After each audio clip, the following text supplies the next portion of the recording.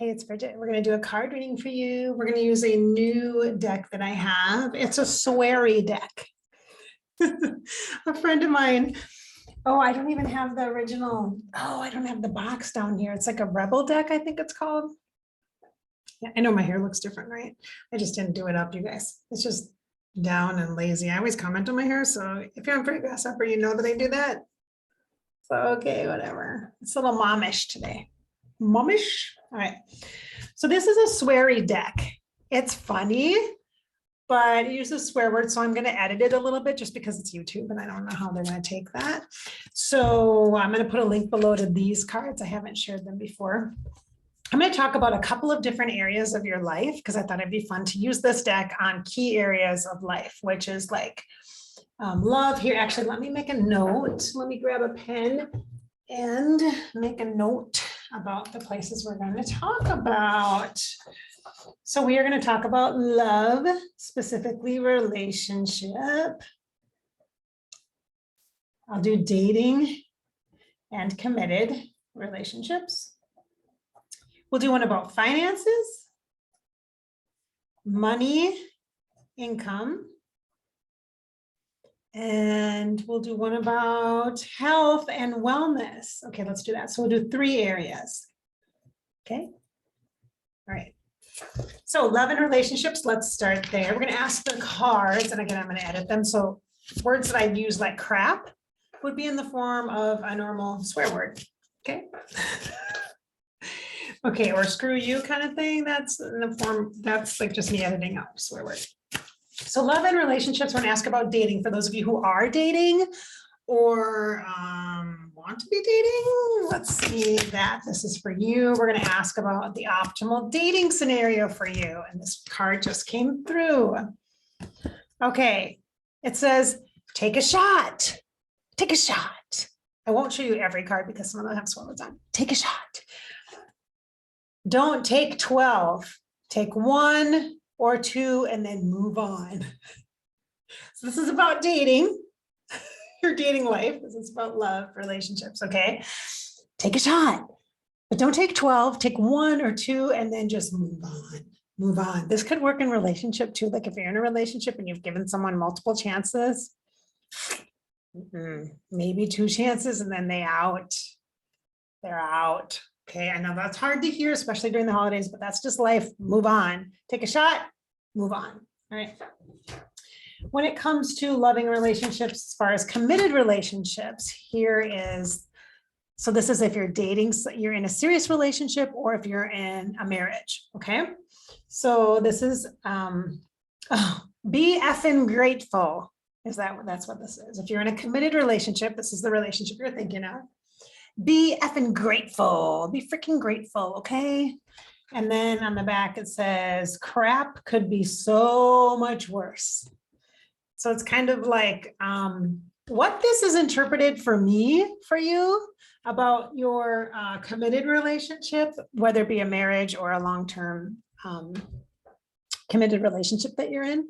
It feels like this is actually about, intuitively, the being grateful part and the crap could be so much worse is really about taking the time to work on your stuff, your crap before you leave a relationship, so that when you end your relationship or the relationship itself transitions into a new phase, like a rebirth, you have to be willing to work on your stuff. So in order to do that, you have to kind of look at things, look at your life, what got you to this point, what got you to this point with that person, be grateful for that. So you can integrate the lessons and the messages there. And then either the relationship itself can be reborn, you can rediscover each other, reconnect as you both have grown and evolved over this time. And there's an acknowledgement of that, maybe through counseling or through deeper discussions, etc.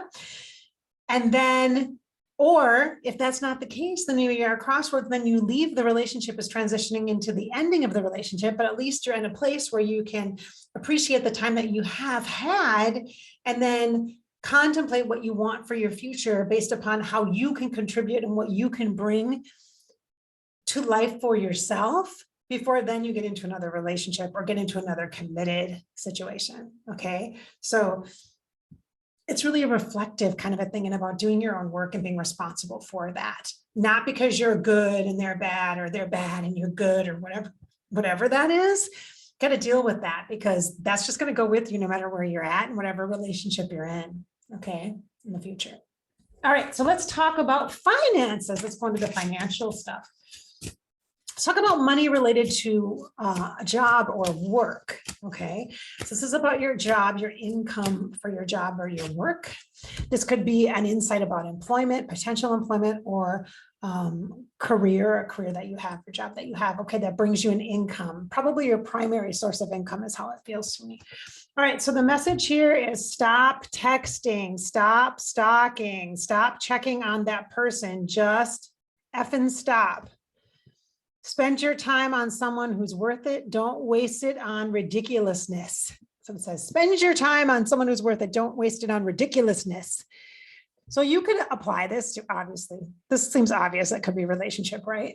Stop focus, but we're applying this to the financial situation specifically related to job or career. So what this tells me is stop trying so hard to make this something it's not. Be realistic about what your job is. It might just be a job and not a career. It might be something that pays your bills so that you can have time and energy to focus on other parts of your life.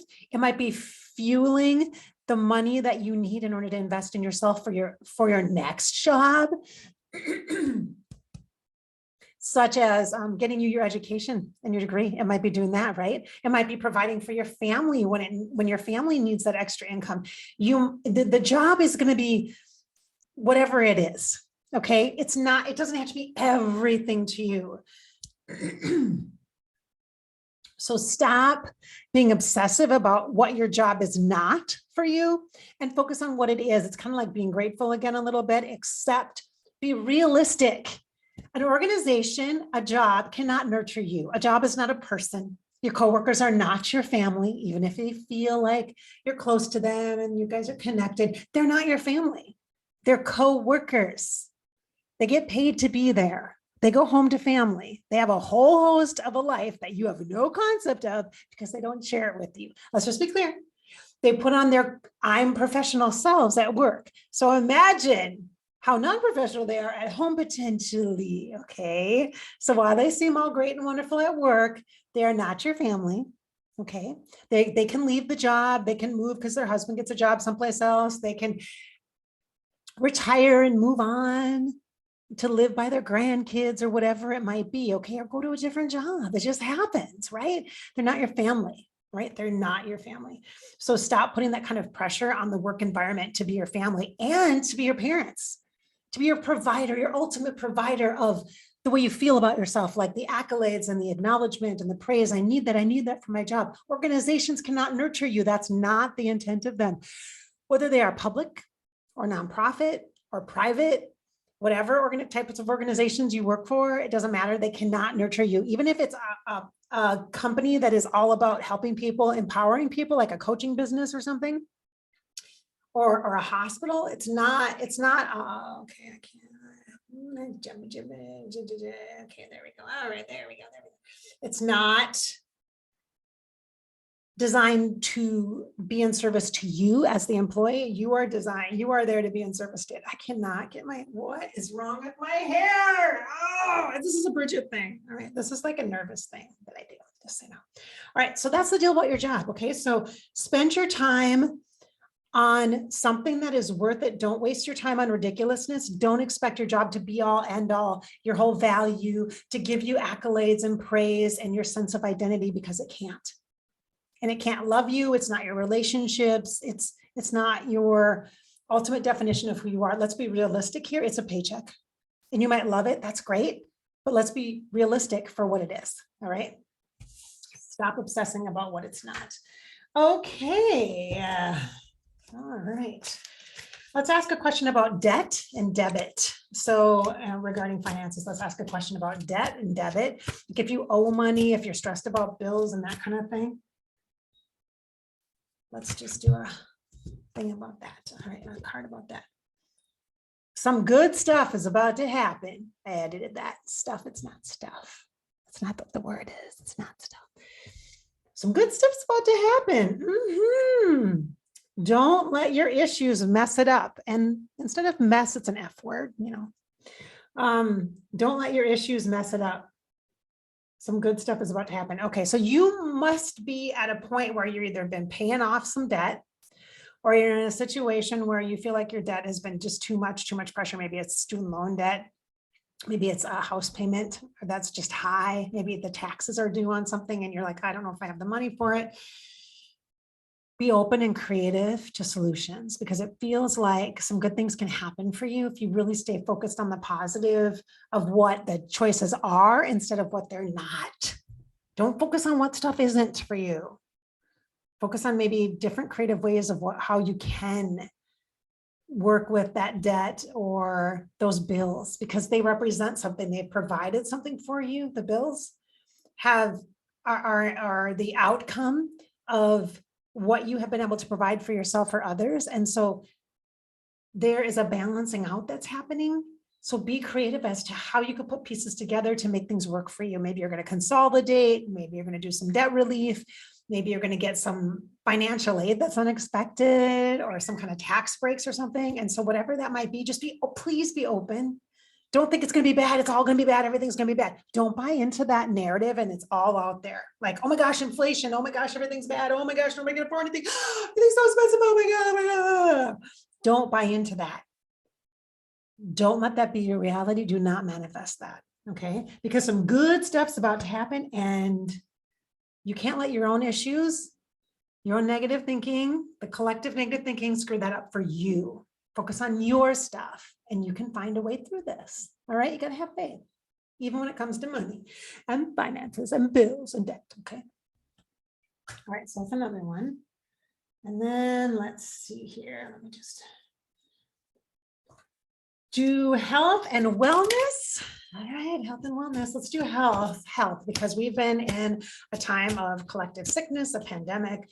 Let's do something about health. What can we know about that? The health specifically, physical body health. Get the F out of your head is what it says. Get into your heart, it misses you. Get into your heart, it misses you. Get the heck out of your head.